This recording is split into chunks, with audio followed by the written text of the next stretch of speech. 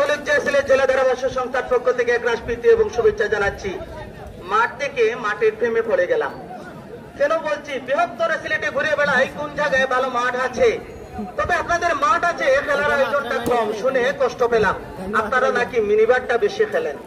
এত সুন্দর মাঠ যেখানে আছে সেখানে মিনিবার অবৈধ খেলার চর্চা কেন বা হবে?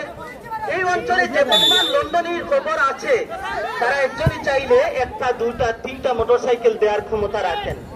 আমাদের যুব সমাজ যদি এক থাকে, এই অঞ্চলের সংগঠক বৃন্দ যদি এক থাকে, তাহলে এখানে বারবার বড় ফুটবলের আয়োজন হতেই পারে। ফুটবল প্রেমের কথা কেন বলছিলাম?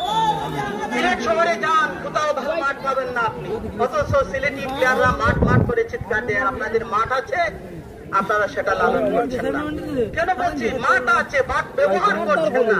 একটা এলাকাকে বদলে দেওয়ার জন্য এরকম একটা মাটি যথেষ্ট, যেখানে সামাজিক সকল অনুষ্ঠান হতে পারে, ওয়াজ মাহফিল হতে পারে, রাজনৈতিক প্রোগ্রাম হতে পারে, খেলাধুলা নিয়মিত চর্চা এখানে হবে।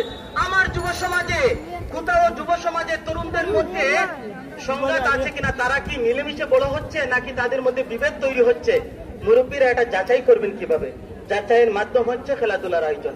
একটা আয়োজন করলে বোঝা যায় পাড়ার ছেলেরা কেমন আছে, তাদের মধ্যে মিলমেশা কতটুকু। আমি অভিভাবকদের দৃষ্টি আকর্ষণ করছি, ফুটবল অঙ্গনের জায়গা থেকে সেই দাবিটুকু রাখছি, এখানে বারবার ফুটবলের আয়োজন করুন আপনারা।